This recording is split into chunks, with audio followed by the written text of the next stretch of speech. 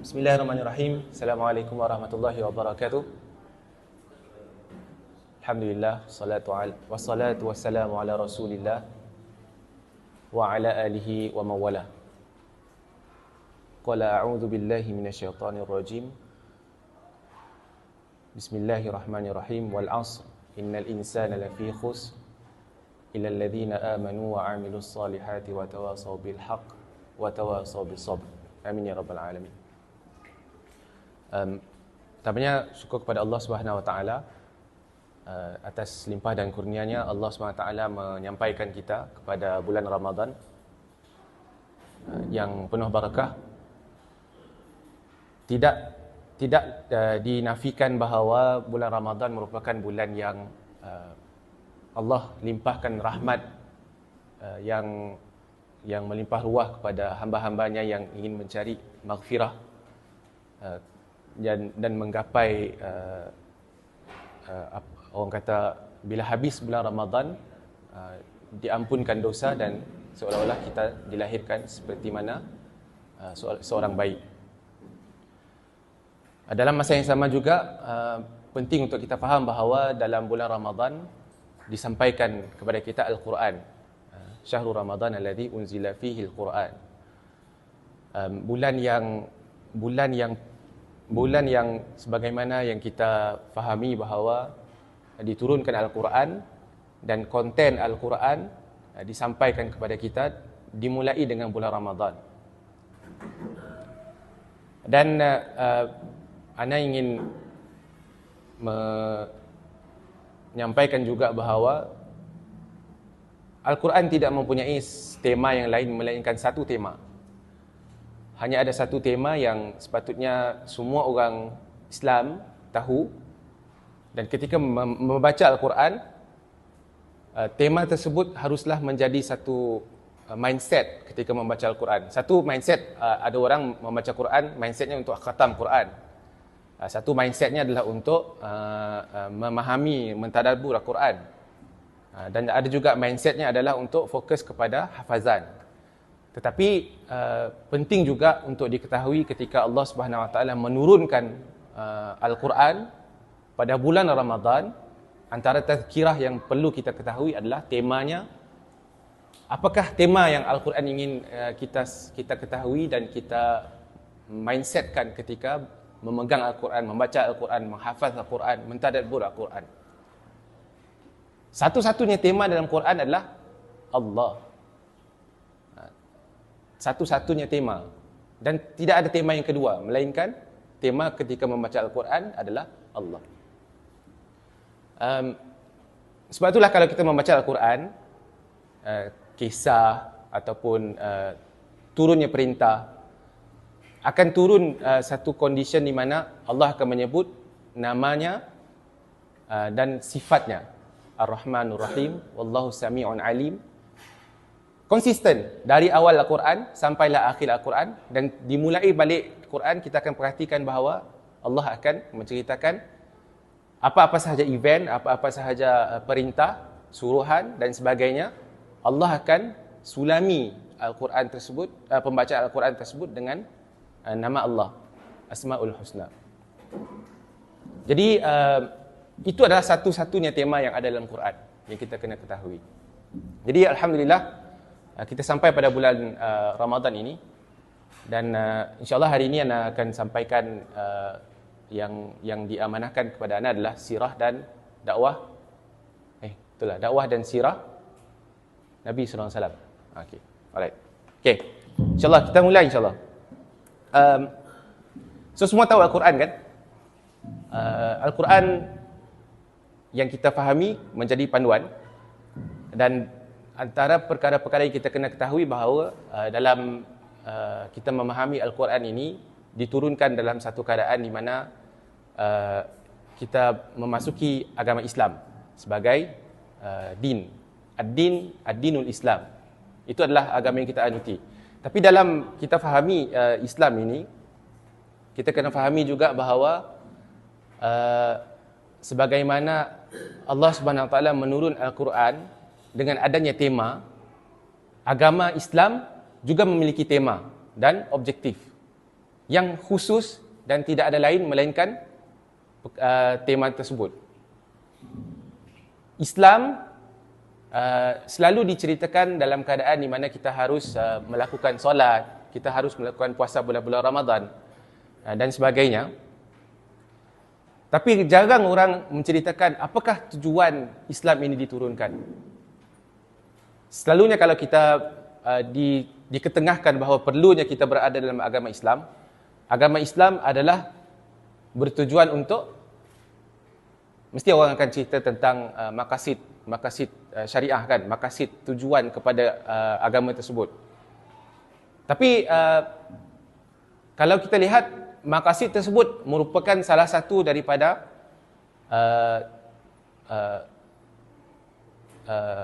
pillars apa dalam bahasa Melayu? Tiang, salah satu daripada ufuk ataupun furuk kepada Islam itu sendiri. Padahal kalau kita perhatikan dalam Islam, dia memiliki tujuan. Dan ketika kita diceritakan tentang Islam, orang akan cerita tentang Islam itu adanya iman. Okay? Dan dalam Islam kita kena faham bahawa adanya akhlak yang diceritakan. Dan yang ketiganya adalah tentang syariah. Dan di dalam syariah yang ketiga tu akan ada maqasid syariah. Dan usually kebiasaannya orang akan ceritakan tujuan Islam itu adalah maqasid syariah. Padahal maqasid syariah adalah salah satu daripada perbicaraan dalam Islam. Tujuan utama dalam Islam, sebagaimana orang kena tahu bahawa tema Al-Quran adalah Allah, tujuan utama Islam adalah satu juga. Kalau kita perhatikan dalam buku Dr. Yusuf Al-Qaradawi pun, dia menceritakan bahawa Islam bertujuan falahul insan fid dunya wal akhirah. Falahul insan fid dunya wal akhirah. Keberjayaan al-insan keseluruhannya, baiknya muslim ataupun non-muslim, fid dunya, di dunia, wal akhirah. Dan benda ini clear. Dan barulah kita ceritakan tentang apakah iman, barulah kita ceritakan apakah akhlak, barulah kita ceritakan apakah syariah. Okay, clear? So dalam kita membaca Al-Quran, daripada dua perkara ni kan, Al-Quran dan syariah, temanya Allah, okay, dan tema tujuan kepada Islam adalah falahul insan fid dunya wal akhirah. Dan adanya syariah. Dalam syariah ada pelbagai perkara yang Allah Subhanahu Wa Taala suruh kita buat. Salah satunya rukun Islam. Contohnya kita membaca dua kalimah syahadah. Kita disuruh solat, kita disuruh puasa, kita disuruh untuk apa lagi ya? Zakat dan haji. Ada 5 kan? Ada 5. So dalam kita faham benda tu ada 5. Okey, kita faham bahawa aqimus solah wa ita'iz zakah. Allah suruh kita dirikan solat dan tunaikan zakat. Dan dalam kita nak memahami bagaimana nak solat, kita akan tengok bagaimana ulama interpret Al-Quran dan hadis, dan akhirnya menyimpulkan di kalangan mereka, dan adakah pendapat tersebut adalah pendapat yang mujtama' yang menjadi konsensus kepada keseluruhan ulama bagaimana melakukan solat. So mereka akan lihat Al-Quran dan hadis dan menjadi mujtama' kepada benda tersebut. Okey? Dan seandainya berlaku keadaan di mana percanggahan di antara ulama ini yang mampu untuk interpret Al-Quran dan hadis, mereka pun ada keadaan di mana mereka akan bercanggah pendapat dan perkara tersebut digelar sebagai level yang lebih rendah, iaitu qiyas kan. Qiyas. So itu clear lah bagaimana kita nak menyampaikan, bagaimana kita nak melakukan solat. Okey, dalam Al-Quran ada juga arahan-arahan yang menentukan kita ni kena buat ataupun tak perlu buat. Allah Subhanahu Wa Taala dalam Al-Quran mengatakan bahawa kalau Allah Ta'ala fi kitabil aziz ud'u ila rabbika kan, sampaikanlah dakwah, sampaikanlah mesej ila kepada rabbika, kepada Tuhanmu. Sebagaimana Al-Quran ini memiliki satu tema, iaitu Allah, dan dalam perintah Allah Subhanahu Wa Taala dalam dakwah, ud'u ila rabbika, perintahkanlah, sampaikanlah kepada Tuhan kamu. Okay. So persoalannya, ketika kita nak solat kan, tulis, senang. So tadi diceritakan ada syariah. Bila disuruh untuk solat, maka akan ada fiqh. Fiqh ni adalah merupakan benda yang kita baca dekat buku fiqh tu lah. Dan Syed Sabiq contohnya, Imam Syafi'i, Imam Abu Hanifah membuat buku fiqh untuk memberi kemudahan kepada umat Islam bagaimana nak melakukan solat. Solat. So dalam perintah solat, sallu kama raaitumuni usalli. Dan itulah satu-satunya hadis yang keluar dari mulut Nabi SAW mengatakan tentang solat. Dan selain daripada itu, merupakan bagaimana sahabat memerhatikan Rasulullah SAW melakukan solat, dan bagaimana sahabat melihat Rasulullah SAW melakukan solat. Benda itu menjadi hadis, dan hadis tersebut digunakan oleh imam fiqh untuk menentukan bagaimana kita melakukan solat. Okey. Sama juga zakat.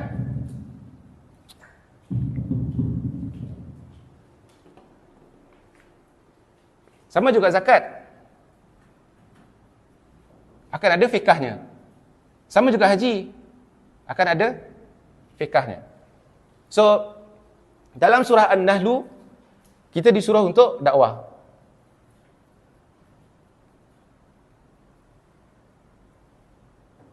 Okey? Dakwah. Pun ada fiqhnya. So, perbezaan di antara dakwah dengan solat, zakat dan haji, fiqh ini datang daripada Quran. Quran. Yang kedua adalah hadis. Yang ketiga adalah ijma' tadi kan? Yang keempat adalah qiyas. Dan ini merupakan sumber bagaimana fiqh ini ditentukan. Dakwah berbeza. Dakwah ada sedikit berbeza. Sumber kepada bagaimana menentukan fiqh dakwah.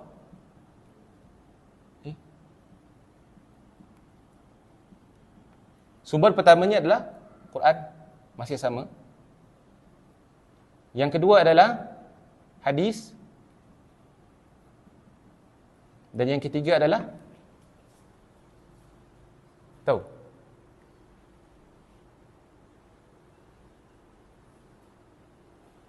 Ada cadangan. Kita dah buat dakwah kan? Jadi apa yang ketiga? Hadis bukan sirah. Sirah tak semestinya daripada hadis. Ijma'. Yang ketiga adalah sirah. So persoalannya, apa beza hadis dengan sirah? Kalau tak ada sirah, boleh tak kita buat fiqh dakwah? Soalannya, jawapannya tak boleh lah. Sebab memang dah jawapan kat sini kan. Jadi, kenapa sirah ni dibezakan dengan hadis? Dibezakan dengan Quran. Of course, Quran berbeza dengan hadis lah. Dan yang ketiga, penentuan kepada satu-satu fiqh merupakan sirah. Yang membezakan orang interpret bagaimana dakwah ni harus dilakukan. Bagaimana dia memahami sirah akan menentukan bagaimana dia interpret fiqh dakwah, menentukan bagaimana dia nak melakukan dakwah. Sama juga macam bagaimana orang nak interpret, bagaimana dia mengambil imam-imam tertentu yang menentukan bagaimana dia melakukan solat. Sama ada tangannya di atas dada kah, tangannya di bawah pusat kah, ataupun in between. Kan? Sebab daripada riwayat sahabat dan imam-imam itu interpret bagaimana Rasulullah SAW solat. Jadi penting untuk kita ketahui bahawa hadis dengan sirah adalah satu benda yang berbeza. Nama pun berbeza. Tapi antara perkara yang harus kita tahu bahawa yang membezakan antara hadis dengan sirah tidak ada rijalun thiqah yang menyampaikan kepada kita. Hadis ditentukan dengan kualiti penyampaian, kan? Akan ada hadis sahih, akan ada hadis yang dhaif, ada hadis yang ma'ruf, ada hadis yang mungkar dan sebagainya. Tapi sirah dibuat oleh ulama dengan keadaan yang dibezakan dengan hadis tanpa ada disiplin ilmu hadis. Sebab sirah dibezakan dengan hadis kerana sirah ada kronologi. Yang menjadi niche perbezaan di antara hadis dengan sirah. Hadis ada cerita, memang ada cerita dalam hadis, tidak dinafikan. Cerita tentang peristiwa Isra' Mi'raj, ia datang daripada hadis. Cerita tentang bagaimana Badar juga, peperangan Badar pun di dalam hadis. Tapi yang membezakan antara hadis dengan sirah tidak melalui disiplin hadis.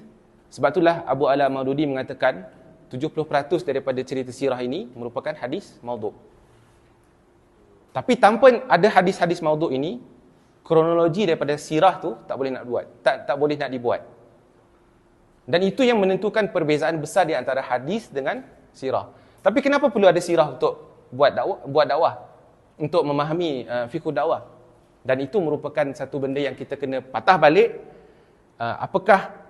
Apakah Al-Quran dalam penceritaan kepada dakwah? Apakah hadis dalam penceritaan kepada dakwah? Dan apakah sirah dalam penceritaan kepada dakwah? Sehingga menghasilkan satu keadaan di mana kita mampu menginterpret inilah fiqh dakwah. Okey. Faham? Boleh ikut. Tadi kan ada ayat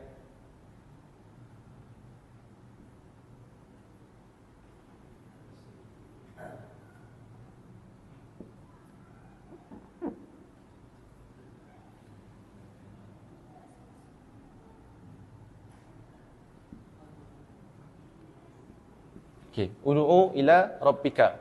Dalam perkara ini, kenapa ia merupakan kewajiban? Kerana Allah SWT sama juga bila kita kata aqimis salah dalam fi'il amar, ia merupakan perintah. Okay? Sama juga bila dalam dakwah, dia adalah ud'u, fi'il amar yang menyebabkan ia merupakan satu kewajiban bagi seorang manusia Muslim untuk berdakwah, kerana dalam Al-Quran ia merupakan fi'il amar dan kena lakukan dakwah, dan ia merupakan kewajiban setiap insan Muslim.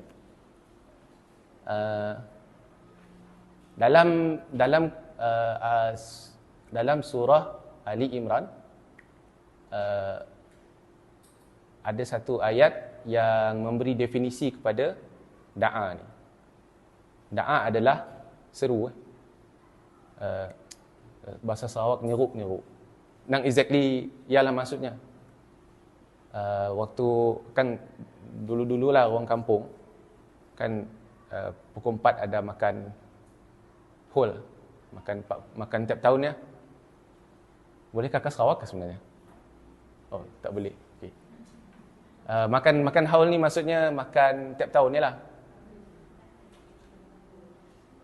Jadi biasa orang kampung kan, dia suruh seorang budak ni yang tahu semua rumah kampung kan. So dia kan ketuk pintu pukul 4 lah. Pukul 4 lepas asar, kirim salam, nyampe salam. Bahasa Sarawak juga nyaman. Nyampe salam sekian, ada makan hol rumah sekian. pukul antara maghrib dan isyak. Jadi nyeruk lah kira yang maksudnya nyeruk. Tapi da'a bermaksud sedemikianlah. Da'a, kata dasarnya adalah da'a.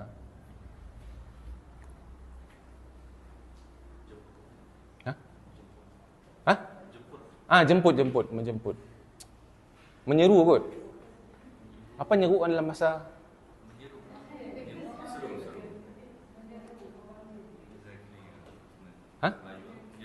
Menyeru ajak. Nyala ya. Nyampe lah. Nyampe salam. Tapi dalam surah Ali Imran ada satu ayat yang memberi definition kepada da'a ni, iaitu dia ada satu benda yang digelar amar ma'ruf,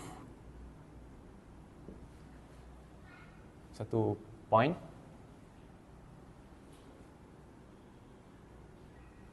nahyul munkar.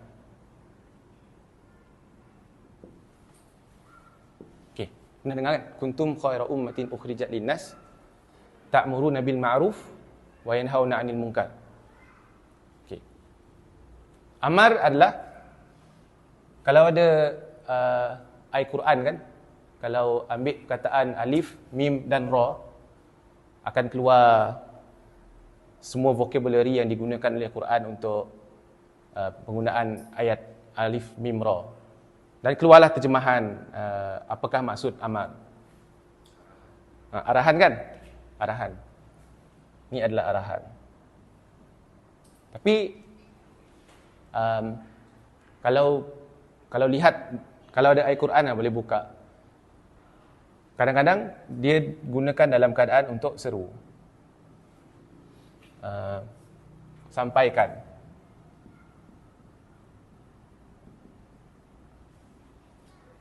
Arahan merupakan salah satu daripada maknanya. Seru juga adalah merupakan makna kepada amar. Sampaikan pun sama juga. Dalam konteks kita nak memahami makna dakwah ini, kita kena tahu dua-dua ni lah. Amar pun adalah satu perkataan. Sebab kalau kita perasan bahawa orang bila perintahkan, dia ada satu, bahasa Melayu ni kalau perintah maksudnya ada satu keadaan di mana perintah ni paksa. Mesti paksa. So bila paksa, dia bukan amar. Dia bukan amar. So kena bezakanlah antara bila dia katakan amar ma'ruf ni, nahyul munkar, amar tersebut walaupun perintah tapi bukan paksaan. Okey? Okey. Yang paling penting adalah bila kita nak memahami ma'ruf ni. Ma'ruf adalah satu term yang orang biasanya salah faham. Kerana ada satu word dalam Al-Quran ni. Sebelum tu, apa maksud amar ma'ruf? Perintahkan arah kebaikan kan? Kebaikan kan? Tapi ma'ruf bukan kebaikan. Sebab ada satu perkataan dalam Al-Quran, dalam ayat yang samalah, kuntum khaira ummatin ukhrijat linnas. Khair itu adalah terbaik. Sampaikanlah kebaikan adalah khair. Ada satu perkataan ni adalah khair.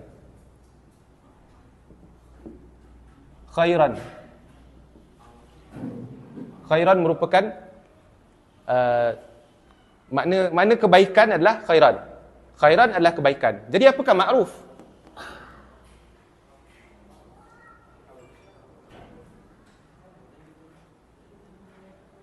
Ada percanggahan? Jadi ma'ruf ni adalah datang daripada dua perkataan. Kalau tengok kamus, dia akan jadi kata dasarnya arafa. Satunya adalah kenal. Ta'ruf, betul. Ta'aruf, saling kenal mengenal. Ta'aruf merupakan mengenali.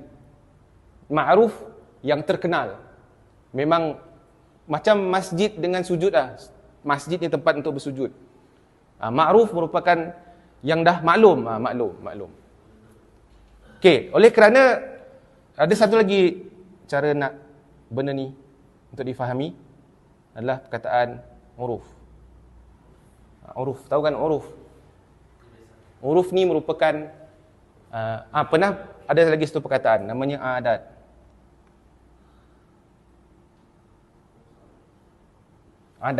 Adat tahu kan?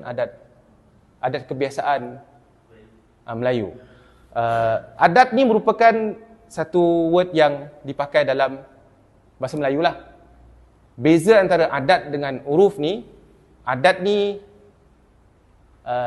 dari turun temurun.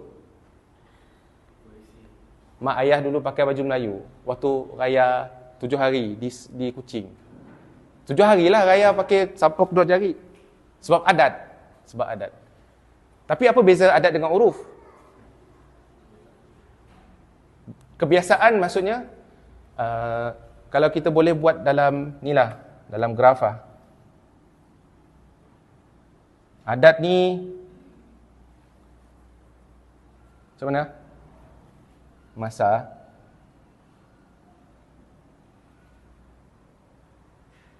Macam si betul tak?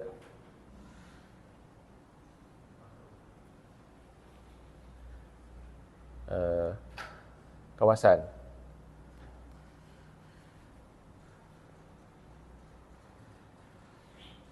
Tak jadi lah. Tak faham. Kadar praktis. Contohnya dulu zaman Nabi mungkin pakai unta. Zaman kita pakai ART. So untuk kita sampai dari Semarahan ke Kuching pakai ART, itu adalah uruf semasa. Berbeza dengan zaman-zaman dulu kena pakai pakai kuda, pakai feri dan sebagainya. Pergi Setubong pakai feri. Pakai apa? Penambang. Perahu. So, tu perbezaan antara adat dan uruf.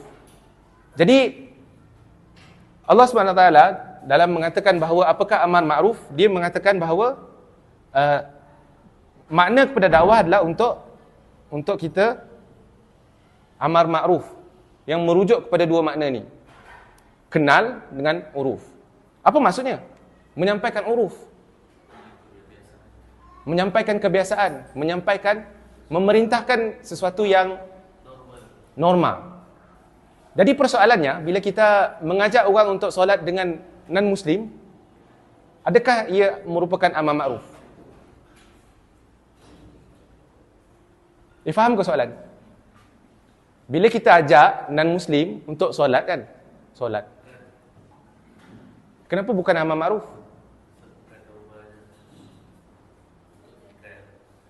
Adakah al-khair itu merupakan ma'ruf? Subset lah. Contohnya, kalau kita katakan semua insan, semua manusia, untuk bagi donation dengan anak yatim. Donation dengan anak yatim. Adakah benda tu ma'ruf? Ma'ruf lah kan? Ma'ruf. Sebab tu dalam ayat-ayat, kalau kita fahami dalam ayat-ayat juzuk 30, ara'aital ladzi yukadzibu biddin, siapakah yang mendustakan ad-din? Fadzalikal ladzi yad'ul yatim. Mereka yang mencerca orang yatim. Wala yahuddu ala ta'amil miskin, dan orang-orang yang menghalau orang-orang yang miskin yang minta sedekah. Dan benda tu ma'ruf bagi Abu Jahal. Benda tu ma'ruf bagi Abu Lahab. Dan ketika Al-Quran disampaikan dengan membawa ayat-ayat makiyah tersebut, dia merupakan satu norma yang dah menjadi uruf pun. Benda ni fitrah manusia untuk faham benda tu ma'ruf. Okey, faham tak? Jadi, bila kita nak faham benda ni, bila kita nak bawa orang untuk berpuasa daripada subuh sampai maghrib kepada Bos James, contohnya lah, ini dah Islam kah? Oh bukan lah. Okey, dia berpuasa dari, tahu kan Bos James kan? Sorry lah. Tak, dia tak huruf.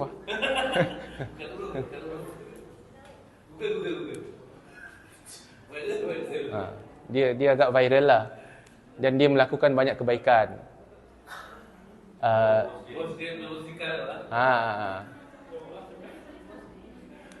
Tulis nama main dah. Tulis nama Nabi Muhammad.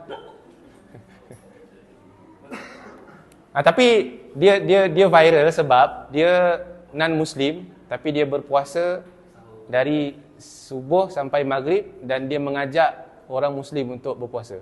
Dia bukan Muslim pun. So adakah benda tu ma'ruf? Macam blur. Faham kita soalan ni?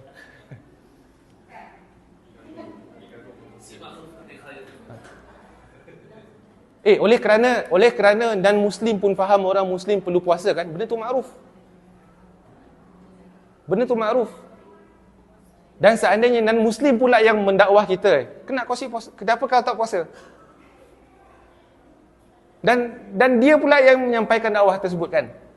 Dan apa yang dia sampaikan tu betul. Dan bukan sekadar masuk dalam condition uruf. Dia masuk dalam satu konteks yang digelar ibadah khusus kepada Allah Subhanahu Wa Taala, iaitu berpuasa. Dan yang menyampaikannya adalah Bos James.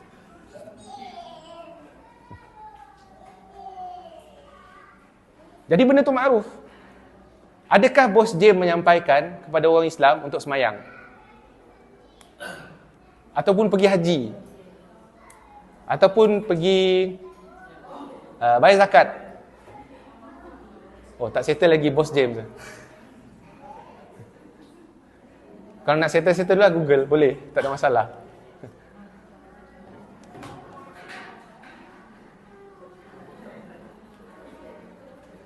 Okey kah? Okey dah?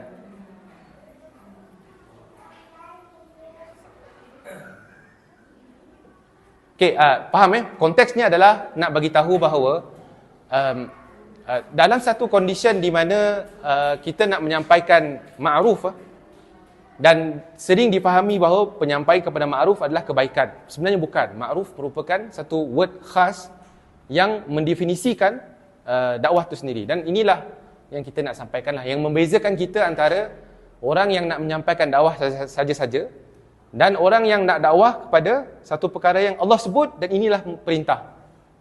Amar ma'ruf. Dan ma'ruf merupakan satu perkara yang dikenali, yang difahami, well known lah, yang diketahui umum, itu maksud dia.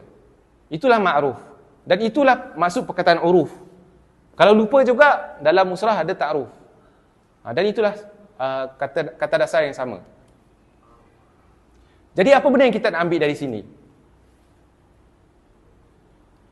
Ada orang, dia bawa satu kebaikan tu dalam satu keadaan yang tak unknown, asing kepada masyarakat. Ada contoh? Ada contoh? Hudud. Adakah hudud asing kepada masyarakat? Agak asing. Agak asing. Sebab itulah orang balik kepada cerita kita tadi.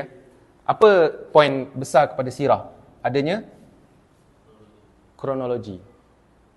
Adanya kronologi. So bila kita buka sirah, bila start solat? Tahun ke-8 Isra Mi'raj adalah tahun ke-8 kenabian. Tahun ke-8 lah. Tahun ke-8 kenabian. So bila ada kronologi ni, lagi satulah, ambil yang ekstrim sikit. Bila start pakai tudung?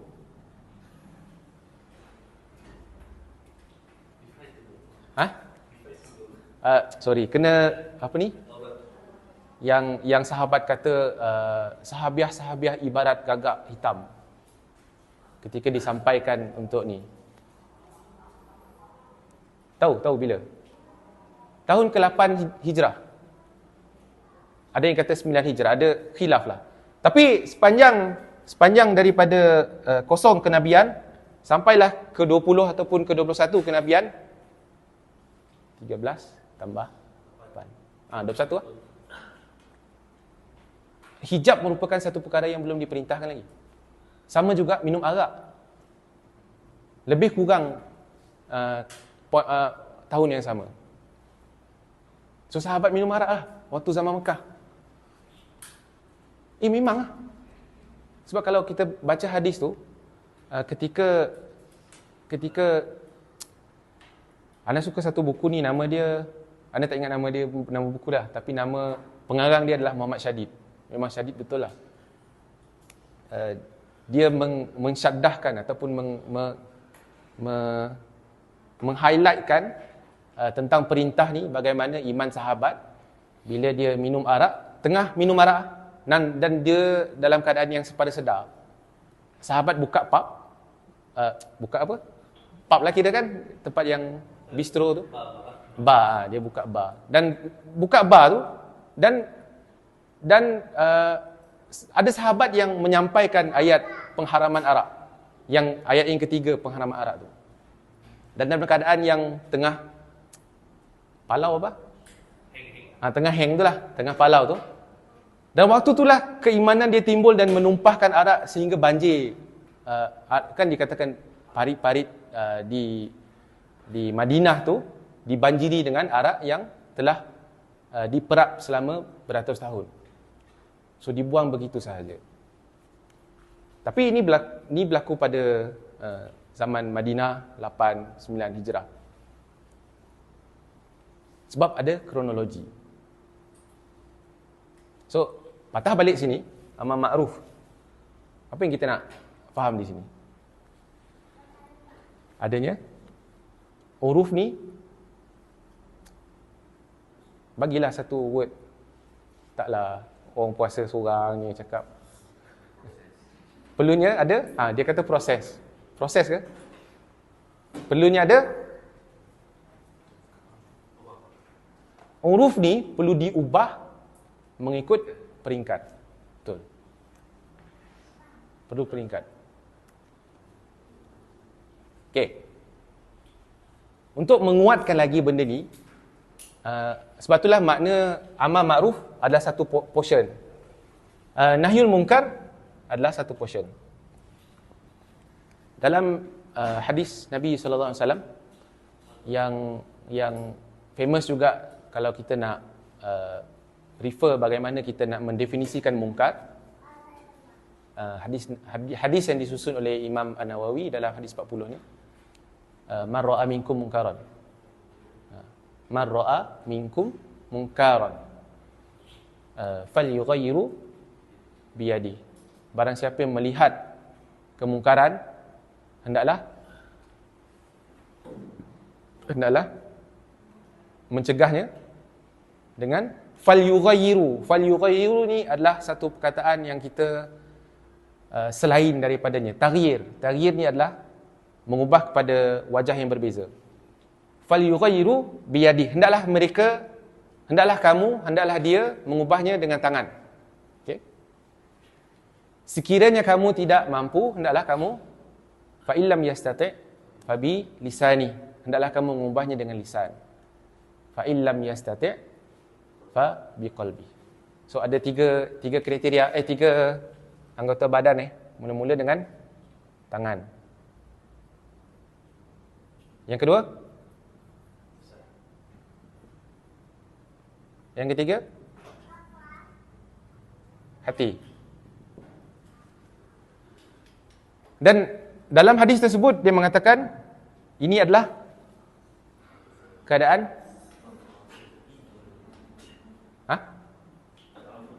Ab'aful iman. Ab'aful iman.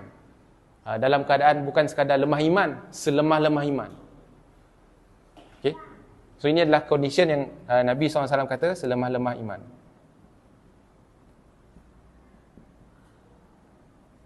Okay.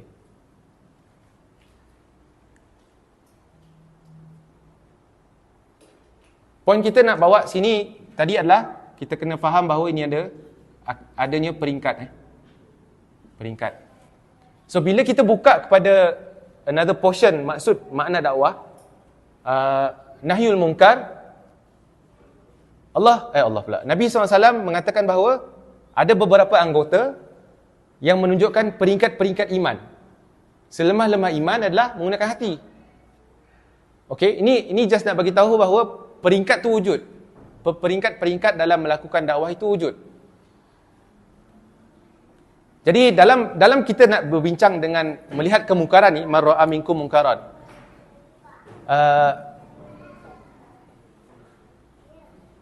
So mungkar, bila kita melihat mungkar, apa yang kita kena buat? Memanglah cegah ni tak ada khilaf. Memang setiap anggota ni dia kata apa ni? Fal yughayyiru. Hendaklah kamu mengubah, bukan sekadar mencegah, mengubah benda tu. Jadi andai kata kita ni melihat kemungkaran dan kita mencegahnya dengan hati, adakah itu selemah-lemah iman? Setuju kan?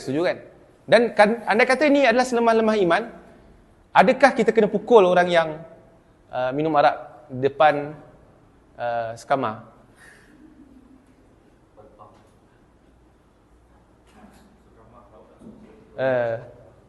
Si pernah minum, si tahu lah.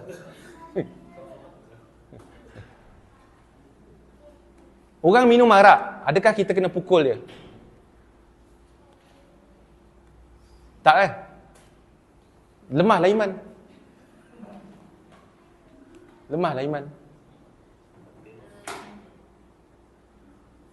Ada orang kalau boleh sebut di sinilah, ada certain golongan yang ekstrim dengan kemungkaran, mencegah kemungkaran. Pada zaman satu ketika dahulu, kalau ingatlah di Perlis, kalau kita ada jabatan agama kan yang mencegah kemungkaran tu, dia pergi tunggu depan hotel, lepas tu tengok macam Melayu sikit,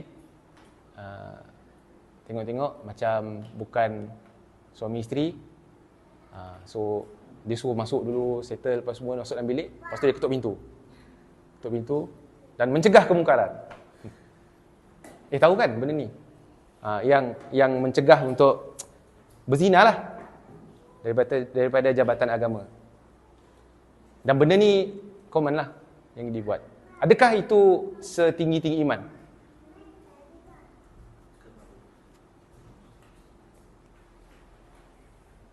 Sebab dia mencegah dengan tangan. Dia menggunakan anggota dia, siap spy, tunggu depan hotel. Ya, ada autoriti kan. Yalah, mencegah dengan tangan sebab ada autoriti. Tangan bermaksud autoriti juga. Faham ke tak ni?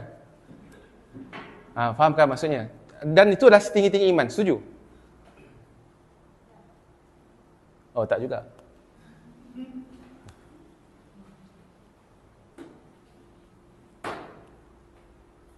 So bila kita melihat kemungkaran, bila Nabi SAW mengatakan hendaklah mencegah dengan 3 anggota ni, dan bila menggunakan hati, itulah selemah-lemah iman.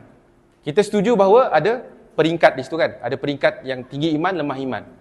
Tapi dalam kita melihat kemungkaran, adakah kita kena setiap kali bila iman kita tinggi, especially bulan puasa ni kan, adakah kita kena cegah dia dengan tangan sentiasa? Untuk menjustify bahawa iman kita tinggi. Tak juga. Tapi hadis kata selemah-lemah iman pakai hati kot.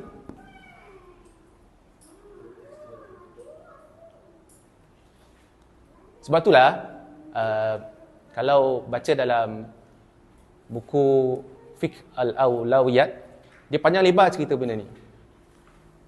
Tentang bagaimana nak mencegah kemungkaran mengikut prioriti yang menjadi objektif kepada kemungkaran ni adalah kita nak cegah dia supaya benda ni tak berlaku. Sehingga ada fatwa-fatwa datang daripada utara dulu bahawa mencegah menggunakan kaedah apa ni? Ni ekstrim sikit lah. Bila autoriti mencegah orang untuk berzina tu, ia adalah kemungkaran itu sendiri. Buat pencegahan tu merupakan kemungkaran. Sebab dia memberi satu imej buruk kepada Islam. Dan di antara dua tu, imej buruk kepada Islam lebih teruk berbanding dia berzina. Dan dikatakan bahawa dalam konteks tu, sepatutnya yang dicegah adalah orang yang pergi public berpelukan tu contohnya. Bukannya yang tidak diketahui dalam keadaan yang orang public tahu. Itu salah satu pandangan lah. Dan benda tu very strong diketengahkan fatwa tersebut. Of course tidak dipersetujui oleh certain mufti lah.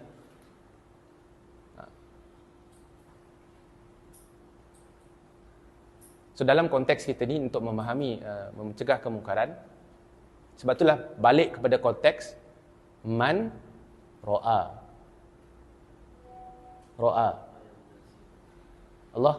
Nabi SAW mengatakan barang siapa, so discussion dalam buku tersebut dia kata ro'a. Ro'a ni adalah melihat kan.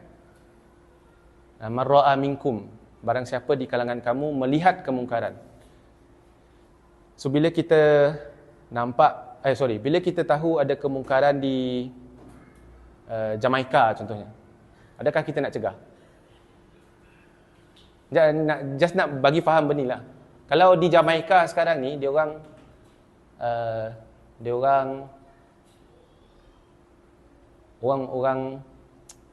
macam orang ulu lah. Orang ulu yang tak sampai dakwah kepada mereka dan hidayah tak sampai kepada mereka, dan mereka melakukan pakai cawat dan sebagainya, dan tak tutup aurat lah. So adakah itu dalam konteks melihat?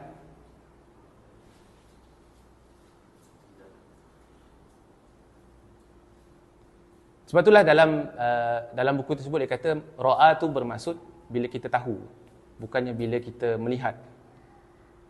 Barang siapa dari kalangan kamu tahu ma ra'a minkum munkaran, berlakunya kemungkaran, barulah kita cegah. Pengetahuan terhadap perkara tersebut yang menyebabkan kita ni akan mencegahnya. Dan bila diceritakan tentang pemeringkatan ni, tak ada orang pun akan jadi superpower terus tinggi iman. Iman itu bermula dengan kadar yang minimum, sehinggalah berlakunya satu proses dan iman itu meningkat, dan barulah dalam kondisi yang kita akan cegah dengan autoriti, dengan tangan. So yang dimasukkan di sini adalah even kemungkaran pun harus dicegah dengan keadaan yang dengan pemeringkatan. Sama juga bila kita nak membawa amar ma'ruf, uruf tersebut haruslah bergerak seiringan dengan peringkat bagaimana pengetahuan umum satu-satu masyarakat ataupun ummah, kuntum khairu ummah. Jadi kesimpulan di sini kita kena faham bahawa baik amar ma'ruf ataupun nahyul munkar kena ada peringkat. Sebab itulah kalau buka dalam buku-buku kita untuk memahami dakwah ini, lepas dia bagi makna dakwah, confirm dia akan cerita marhalah dakwah. Dalam buku Mustafa Masyhur pun buka 2-3 helai terus marhalah dakwah. Dan marhalah dakwah dia bagi ta'rif, takwin, tanfidh. Kan, itu contohlah. Ada yang bagi marhalah-marhalah juga. Tapi kalau orang nak bagi tahu bahawa seandainya dakwah ini tak ada kaitan dengan marhalah, maka dia silap. Kerana Allah SWT dalam Al-Quran sendiri pun ketika nak mendefinisikan dakwah dengan amar ma'ruf nahi munkar, amar ma'ruf nahi munkar sangat spesifik diceritakan kepada kita bahawa perlunya peringkat. Dan benda ni disokong oleh sirah. So patah balik cerita ni tadi kan. Sebab itulah perlunya benda ni disokong dengan sirah. Sebab tu cerita kita tadi ketika mencegah kemungkaran, hujung sekali baru buang arak. Dah nak hijrah lah, baru nak semayang. So apa yang sahabat dengan sahabiah buat 8 tahun? Bayangkan dalam musrah mutabaah 8 tahun tak semayang. Tapi Quran diturun secara sikit-sikit. Teruskan. Yang akan jadi dalam satu durasi yang panjang. Teruskan, ayat tergantung. Jadi Konteksnya maksudnya sebenarnya jamiah yang mau sekaligus dan si dapat sebabnya diturunkan secara sikit-sikit. Betul. Betul lah. Sebab tu Syekh Qutb berkata, seandainya aku tahu setiap ayat ni bila dia diturunkan selesai masalah umat. Tapi sayang. Faham kan maksudnya? Kan Quran ni sebenarnya yang kita baca tu bukannya ikut kronologi. Al-Quran itu mengikut bagaimana setiap tahun Nabi SAW jumpa Jibril.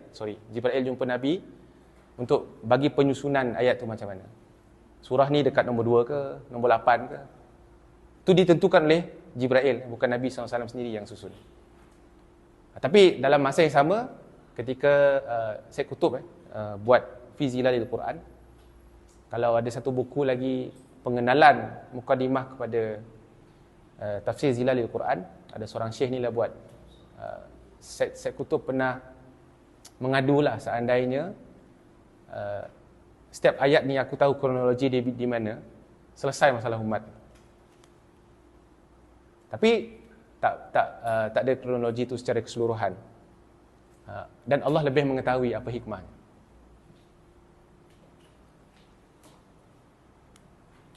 Okey, cukup untuk mukadimah. Kenapa sirah ni berkait dengan hadis dan Quran? Ada hadis yang menyebut Islam tak datang asing, kebaikan asing. Macam mana beza dengan makruf tadi? Ialah maksudnya pemeringkatan. Asing kerana tidak ta'aruf. Tidak ma'ruf kepada masyarakat. So seandainya ma'ruf, maka dia tidak gharib. So bayar tidak akan justify ataupun yang menjadi benchmark Islam pun lah untuk kita, walaupun mungkin masyarakat dia asing, tapi bukan follow masyarakat tak, sebenarnya follow apa? Kronologi yang telah oleh Islam. Sebab tu paling penting adalah kita nak clarify apa yang ma'ruf di kalangan masyarakat. Apa yang ma'ruf. Bila benda tu khair tapi tidak ma'ruf, tapi dianggap keburukan. Contohnya lah, kita bagi orang yang kerja site contohnya lah, berpuasa. Dan akan ada isu effectiveness dalam kerja dia. Tengok meter pun, cek meter pun sama jugalah masalah. Tak tahan lah pecah puasa. Jadi majikan akan melihat benda tu baik ke buruk. Buruk lah kan. Sebab dia punya kerja tak siap, effectiveness dia tak siap. Berpuasa pun bercakap, dalam meeting pun slow down. Ma'ruf ke?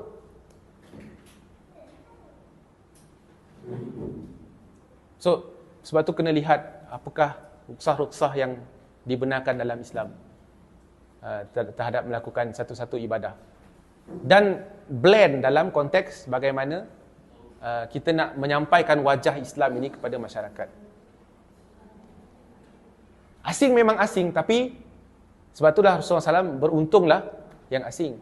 Sebab dia masih maintain dengan sunnah.